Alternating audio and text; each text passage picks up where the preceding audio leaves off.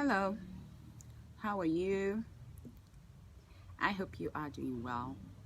It's a beautiful day. It's another day for you to strive and make the best of it. Keep moving, keep thinking positive. That's why we are here, for us to make the positivity of our life great and better. So I welcome you today. It's been a little while, for some reasons and stuff, you know. It's good to have that inner peace. Good morning, good morning. About 20 people in less than 30 seconds is a beautiful thing. So I hope you are keeping your positive vibes up. So I'm here today with my morning breakfast. It's tuwo with me on kuka, delicious tuwo with me on kuka. It's one of my favorite. I usually love eating tuwo in the morning, but not always. With tea, and dates. It's almost that Ramadan time and stuff, so we need to keep it together, and dates. That's my dry fruits that I'm having, so I'm loving every part of my breakfast this morning, and it's delicious. So today we are going to be discussing some things, and it's going to be on our our day-to-day life and how we look at things and stuff. I was thinking on issues that arise that concern us and our environment, the burning issues that we face daily. It's almost Ramadan, just few days to Ramadan. We have a lot of challenges when it comes to religious to be honest in your faith, and to be honest in your day-to-day activities. So this is the month of Ramadan. We need to find ways to do things. It's not, I know I have a lot of Christian followers and Muslim followers and even non-believers and stuff, or free thinkers and stuff. My page has never been for religious and stuff, but I always share my own point of view, and I respect all religion, and I also practice my religion. So, and I try not to be biased also, and that's the essence of life. So we have this religious corruption, and there are lots of things might be on a reduction on a little bit, but the hypocrisy is what sometimes I don't get. People might be flying out. Some might be flying out to skip up the Ramadan, because sometimes when I travel, I see some people, moving back to the western part of the region because they are not fasting. So I see them mostly on flights and stuff, either they are going to Europe, France, or America to go and chill. So religious corruption has been also a big crime. Is a crime, is a crime that affects human emotions, is a crime that affects human psychology, is a crime that affects, the growth, the developmental growth, of our society. And that's why we must speak. Religious corruption, you come and preach, and then you go and do your boost. You take your all kinds of boost and stuff. You don't want people to judge you, but you're good at judging others. And that's why you have no right to come online to judge anybody, be it dressing and stuff, because you are displaying your religious corruption. Nobody gave you the permission to be a god. Nobody gave you the license. When you're driving, you have a license. When you're practicing religion, if you're a good distant preacher, or you are whatever, I heard that there was one time they were issuing license. You are a follower. Who gave you the right to come and judge someone? So religious corruption has to stop. We have to find a way to minimize religious corruption. I have discussed this sometime last year and I will continue to discuss it. And as we go into the Ramadan, we will discuss some other issues and stuff that arises us, because we must learn to socialize in a positive way, and also have our own religion in a positive way. You know, you'll see some people saying they are not going to be on social media when they are going to be on Ramadan, but what they are going to do, it's going to be worse. You hear about a man, sleeping with his wife during Ramadan. There are cases like that, and then you hear the same set of people or community or some areas discussing some issues that it's so, when you hear it, you know that either there's hate in it, or there is some kind of, there's some kind of lack of understanding, or education. So religious corruption has been the number one thing that people use, it's almost like a tool. It's like a tool, just like you take a gun, you shoot someone. Some people use religious corruption to destroy other people. So you must distance yourself from religious corruption. Nobody has the license to judge any other person. You are all in an individual battle to see that you have good faith and you are able to deliver good attitude, good positive ways to to impact your society, and to also see yourself that you come out on top. So we are now in a region where they are good in religion practices, out quote, they are very good in religious practices, but they are not good in impacting their religious practices into their developmental region and stuff. It is the region where they have the best Yahoo people, Yahoo, regardless of religion. It is the region where they have all kinds of things. You hear horror things. Another man's wife is killing another man's daughter. It is the place where you hear that there are children, that innocent children being killed, because of jealousy and stuff, So we have to look inwards when it comes to religious corruption. Stop judging people. Let's learn to judge ourselves in a way that we can be better. We are due for development, advanced development. It's because we lack advanced development. That's why we have this ideology. We use religion to cover up a lot of things, when we ourselves, we are due to grow. We are supposed to grow. Religion has advanced, when it's used in a positive way. But when it's used in a negative way, it creates stunt growth. And that's why we have a lot of stunt growth in Africa. So religious corruption, it's something that we have to look inwards. Don't come online judging people's children or judging God's creation. Go and create your own. Go and give birth to your children, and then you can judge them. Stop coming online judging people's children. That's the point that I'm making. You have no right. We live in a constitution.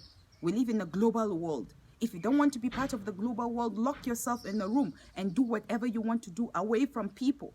But when you're going to interact with people, make sure you have your positive attitudes and you have your positive gloves on. You just can decide that this is what you want and you want to enforce people. That's why we have Boko Haram. That's why we have criminals in the society, because they are forcing themselves on people. They are making other people's life miserable. So we must learn to adjust to have better inner development, so we can give better energy to other people. We can't cultivate negative energy and expect positive energy. It's not possible. And then we have to learn to respect every religion, that it's written in all the holy books. That's why I always talk about the golden rules and stuff, just because you are fasting, or you fasted, you are doing your own fasting in your own religion, that doesn't mean you have to force everybody. No, it's an option, but there's something that it's called respect, because during Ramadan, you have women sometimes that they are on their periods, that either they have some kind of things or illnesses that they can, or, there's some kind of things, but when you're healthy, you are required to also fast, but don't go about because you're fasting, anger issue. You see a lot of anger issue because of hunger, thirst, and stuff, So we have to also prepare our psychology when going into Ramadan. Going into Ramadan will prepare our psychology and stuff. Don't go about trying to bring people down when you're trying to lift yourself up. The essence of your fasting is to refresh, rejuvenate, and try to, find the basement of your life, so that your life can glow, so that your life can be better, so that your life can exceed your expectation, But people think that, you do wrong to other people and you want your own to be great. It's not possible. It's not possible. It doesn't work that way. So we must find ways to make sure that we balance our own energy and stuff, especially in Africa. We have these issues when it comes to religion. We dress godly, but our heart is not that godly. We have a lot of beggars. We have a lot of people that they are not in school. We have a lot of people that they are unemployed, and then we call ourselves holy. We must do our best to support those people. There are people sick in the hospitals. People are dying because of frustration, depression, and stuff. I haven't seen how religion is being used as a tool, to religion is used as a tool to better people, not to make people worse. When it makes people worse, it becomes a crime. So in Africa region, because we went through slavery and religion was also used in one way and another, slavery was conducted in the means under religion.